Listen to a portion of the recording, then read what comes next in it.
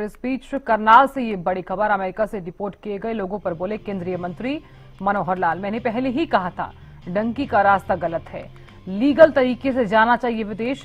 हरियाणा सरकार युवाओं को लीगल तरीके से जाने में मदद कर रही है। तो केंद्रीय मंत्री मनोहर लाल का ये बयान।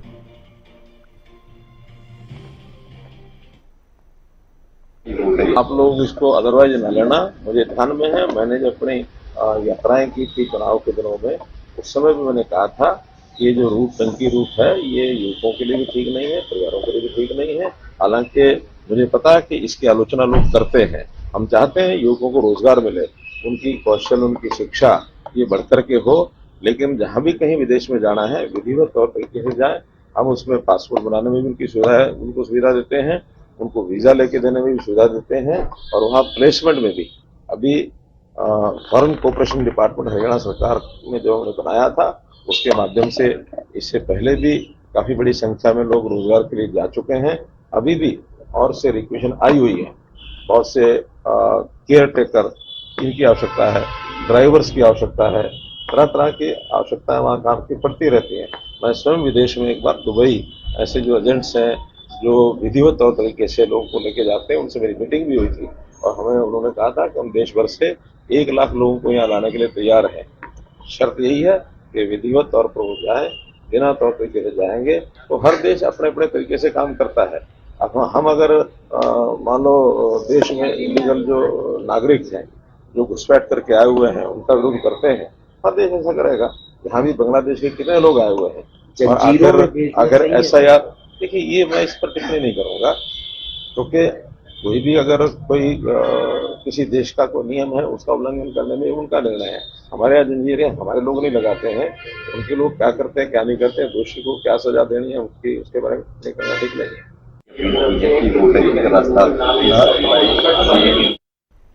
और खबर पर ज्यादा जानकारी के साथ करनाल से संवाददाता महेंद्र सिंह जुड़ गए हैं। महेंद्र सिंह, देखिए अमेरिका से कुछ लोग जो हैं वो डिपोर्ट किए गए हैं, उन लोगों पर केंद्रीय मंत्री मनोहर लाल का ये बयान सामने आया है। उन्होंने साफ तौर पर कहा है कि लीगल तरीके से ही विदेश जो है वो सरकार भेज रही है।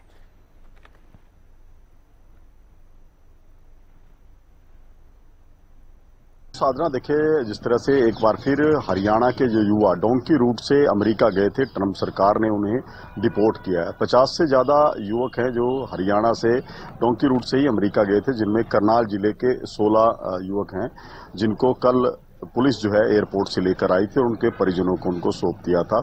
हालांकि अभी इनका ट्रैक रिकॉर्ड जरूर पुलिस खंगाल रही है कि किसी तरह का कोई क्रिमिनल केस इनके खिलाफ पहले से यहाँ भारत में दर्ज ना हो, वो एक छानबीन का विषय है। लेकिन जिस तरह से केंद्रीय मंत्री मनोहर लाल, हरियाणा के पूर्व मुख्यमंत्री भी रहे हैं, उन्होंने बयान दिया है कि पहले भी ऐसा कह चुके हैं कि किसी भी युवक को गलत तरीके से विदेश नहीं जाना चाहिए। हरियाणा सरकार इस तरह की व्यवस्था दे रही है युवाओं को जो विदेश में रोजगार करना चाहते हैं, वो लीगल तरीके से बाहर जा सकते हैं, विदेश में जा सकते हैं। और पहले भी उन्होंने हिदायत दी थी कि किसी भी एजेंट के चक्कर में वो ना फंसे, ताकि अपने माता पिता की जो की गाड़ी खून पसीने की जो कमाई होती है, जो जमीन बेचकर जो युवक जाते हैं, वो ऐसी गतिविधियों में संलिप्त ना रहें। लीगल तरीके से जो उनको विदेश जाना है तो सरकार से संपर्क कर सकते हैं। जी साहब। बिल्कुल महेंद्र सिंह, देखिए ऐसे में कई तरह के सवाल यहाँ पर खड़े हो रहे हैं। सरकार की तरफ से लगातार सुविधाएं दी जा रही हैं और सरकार लगातार भेज भी रही है कि अगर किसी भी युवा को विदेश जाना है तो रोजगार भी वहां पर प्राप्त किया जा रहा है। उसके बावजूद भी तमाम जो युवा हैं वो डंकी के रास्ते जा रहे हैं। ना जाने कितने ऐसे युवा हैं जो अपनी जमीन बेचकर और अन्य तरीके से जो है वो विदेश भी जा रहे हैं। और अभी जो फिलहाल जो मामला सामने आया है, कई ऐसे युवा हैं जिन्हें वहां से डिपोर्ट भी कर दिया गया है। क्या सभी जो युवा हैं वो पहुंच गए हैं अपने घर पर सही सलामत? बिल्कुल, देखिए जो युवक अभी डिपोर्ट हुए थे उनको दिल्ली एयरपोर्ट से कैथल पुलिस लेने गई थी। उनमें करनाल जिले के भी, चाहे असंध की बात करें, नीलोखेड़ी की बात करें, घरोंडा, इंद्री, इन सभी इलाकों के कुल 16 युवक जो हैं वो लाए गए थे। उनको कल ही उनके परिजनों को सौंप दिया गया था। जानकारी मीडिया के माध्यम से उन लोगों ने दी है कि किस तरह की व्यवस्थाएं उनके लिए रखी गई थी, वहां किस तरह से उनको पकड़ा गया था, किस तरह की यातनाएं उनको दी, तमाम बातें उन्होंने यहाँ आने के बाद अपने परिजनों को दूसरे लोगों के साथ उन्होंने शेयर की हैं कि किस तरह से उनको लाखों रुपए खर्च कर यहाँ गए थे, अपनी जमीनें बेची थी और अब उनको खाली हाथ बैरंग लौटना पड़ रहा है और वो भी यातनाओं को सहते हुए वापस लौटे हैं।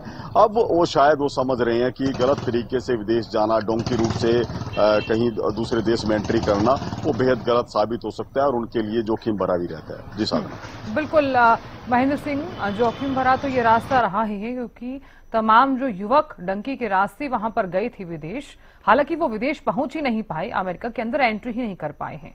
14 महीने तक जेल में रहकर वापस वो लौटे हैं। साफ तौर पर उनका ये कहना है कि अमेरिका की जो सरकार है और साथ ही जो एजेंट्स हैं उनका काफी ज्यादा जो व्यवहार, बुरा व्यवहार जो है वो देखने को मिला है उन तमाम युवकों को।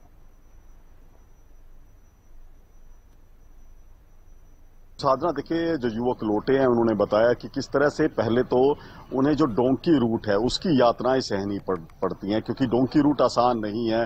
किस तरह से एजेंट उनको जंगलों के रास्ते, नदियों के रास्ते वो अमेरिका बॉर्डर तक लेकर जाते हैं और उसके बाद उनको दीवार फांद कर अमेरिका में एंट्री करनी पड़ती है। लेकिन वहां पर जिस तरह से ट्रंप सरकार आने के बाद जो सख्ती दिखाई गई है, ऐसे जो प्रवासी लोग, अप्रवासी लोग जो बाहर से आते हैं उनको तुरंत जो उनकी धरपकड़ की जाती है, उनको जेलों में ठूसा जाता है, यातनाएं दी जाती है। जिस तरह से युवकों ने भी बताया कि सर्दी के मौसम में उनको एसी कमरों में रखा जाता था, उनको कम तापमान में रखकर उनको टॉर्चर किया जाता था। जब गर्मी होती थी तो कमरों में हीटर चला देते थे। खाने के लिए ज्यादा सामग्री नहीं देते थे या देते थे तो उसमें बहुत ज्यादा मिर्च वो डाल देते थे ताकि वो जो युवक वहां जेलों में रखे गए हैं पूरी तरह से परेशान हो जाएं। इस तरह की यातनाएं उनकी रही हैं और डोंकी रूट के बारे में उन्होंने भी अपने अनुभव साझा किए हैं कि ये बेहद खतरनाक और जोखिम भरा रहता है। हालांकि हजारों युवक गए हैं लेकिन जिस तरह से अब डिपोर्ट होने शुरू हुए हैं ये युवक, वो कहीं ना कहीं दूसरे युवकों को यही कह रहे हैं कि वो लीगल तरीके से जाएं और हरियाणा सरकार द्वारा ये व्यवस्था भी की गई है। जी साधना। बिल्कुल महेंद्र सिंह, क्या माना जाए तमाम युवकों के साथ जब ऐसा दुर्व्यवहार हुआ होगा तो क्या बाकी के जो युवा हैं जो डंकी के रास्ते जाना चाह रहे थे, क्या उन्हें किसी तरह का कोई सबक मिलेगा और परिजनों की तरफ से कोई प्रतिक्रिया सामने आई है इसको लेकर? बिल्कुल, देखिए साधना, ये इससे पहले भी एक बार, 2 बार पहले भी इसी तरह से डिपोर्ट जो है अमेरिका से युवक हुए थे। उस समय भी ऐसी प्रतिक्रियाएं आई थी कि किस तरह का माहौल है, किस तरह का जोखिम है। उसके बाद कहीं ना कहीं जागरूकता जरूर आई है। अब जो एजेंट जो पहले इतनी बड़ी संख्या में सक्रिय रहते थे या बड़ी संख्या में युवक ललायित रहते थे विदेश जाने के लिए, अब वो संख्या में उस ग्राफ में काफी कमी आई है क्योंकि जो ये 16 युवक करनाल के वापस लौटे हैं ये भी कई महीनों से अमेरिका की जेलों में बंद थे। लेकिन अब नया कोई मामला ऐसा नहीं आया कि जो युवक डोंकी रूट से जाना चाहता हो, क्योंकि जिस तरह की ये घटनाएं सामने आई है वहां पर जो ट्रंप सरकार आने के बाद जो सख्ती दिखाई गई है वो उसके बाद कहीं ना कहीं युवाओं के बीच जो क्रेज था खासकर अमेरिका जाने के लिए उसमें प्रत्याशित रूप से कमी आई देखने को मिली है कि युवक अब वहां नहीं जाना चाहते जहां उनको पता है कि वो लाखों रुपए खर्च करके जाएंगे और उनको वापस वहां की सरकार डिपोर्ट कर देगी, जिससे उनको आर्थिक हानि भी होगी और उनके लिए भी जोखिम जो है वो बना रहेगा। तो इसमें कहीं ना कहीं जागरूकता जरूर है। जिस तरह से सरकार ने विकल्प दिया है कि जो युवक जाना चाहते हैं, खासकर वो जिनके पास किसी तरह का वो स्किल्ड है, वो किसी तरह का डिप्लोमा करके आए हैं, उनके पास या